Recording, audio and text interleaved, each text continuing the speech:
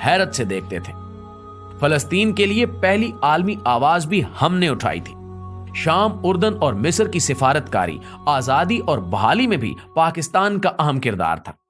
Saudi अरब में 1970 तक पाकिस्तान से ज़कात जाती थी और सऊदी शहरी खाना काबा में पाकिस्तानियों के रिज्क में इजाफे के लिए दुआएं किया करते थे। यूएई की तरक्की में भी पाकिस्तान का अहम किरदार था। दुनिया की चौथी बेहतरीन एयरलाइन यानी एमिरेट्स का कोड EK है और इसका के कराची है। ये एयरलाइन कराची से स्टार्ट हुई थी। हमने इन्हें जहाज भी दिया था और अमला भी, लिहाजा ये आज भी अमारात कराची है। माल्टा के बच्चों के सिलेबस में PIA का पूरा एक बाब है। सिंगापुर एयरलाइन और पोर्ट दोनों पाकिस्तानियों ने बनाई। इंडोनेशिया और मलेशिया की अशराफिया के बच्चे पाकिस्तान में पढ़ते थे। मलेशिया का आईन तक पाकिस्तानी वकला ने लिखा था। जनूबी कोरिया की ग्रोथ में महबूबुल हक के 5 साला मंसूबे का अहम किरदार था। भारत 1990 की दहाई में पाकिस्तान से बिजली खरीदता रहा और मनमोहन सिंह ने शाइनिंग इंडिया का पूरा मंसूबा पाकिस्तान से लिया था। दुनिया की 3 बड़ी इंजीनियरिंग फॉरम्स ने 1960 की दहाई में कंसोर्टियम बनाकर मंगला डैम की बिड की थी और हार्वर्ड यूनिवर्सिटी की इंजीनियरिंग क्लास के तालिब इल्म जहाज भरकर मुताले और मुशाहिदे के लिए मंगला आते थे और इस मंसूबे को हैरत से देखते थे।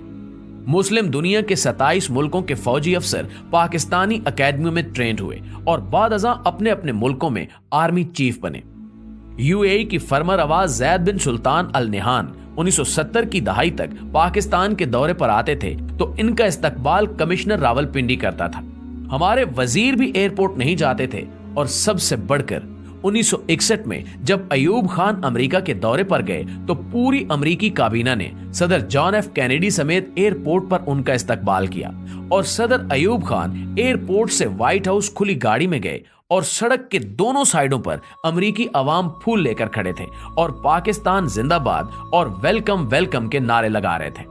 नाज़रीन ग्रामी, पाकिस्तान ने एक दौर ऐसा भी देखा है जब दुनिया हैरत से इसकी तरफ देखती थी और ये जर्मनी और जापान जैसे मुल्कों को कर्जे और इमदाद देता था। लेकिन फिर इस मुल्क पर एक ऐसा दौर आया जिसमें हम $1 अरब के लिए दुनिया के दरवाजे पर भिखारी बनकर बैठे हैं और दुनिया हमें गरूर और नफरत से देख रही है। एक वक्त था जब हम वीजे के बगैर पूरी दुनिया में सफर करते थे और एक वक्त अब है जब हमें अफगानिस्तान के वीजे के लिए भी कतारों में खड़ा होना पड़ता है। ऐसा क्यों हुआ? क्या कभी हमने सोचने की जहमत की है?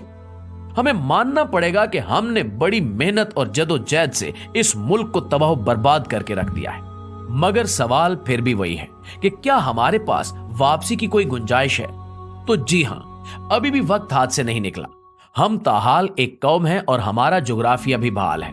लिहाजा हम आज अगर नींद से जाग उठें, हम आज अपने हाल पर रहम करें तो हम 10 से 20 वर्षों में दोबारा उस लेवल पर आ सकते हैं जिस पर हम दूसरे मुल्कों को इमदाद और कर्जे दें। लेकिन इसके लिए हमें चंद बड़े फैसले करना होंगे। कोई भी सियासतदान 2 या हद 3 से ज्यादा मुद्दत तक वजीर आजम न रह सके और मुल्क को बिजनेस फ्रेंडली बनाया जाए।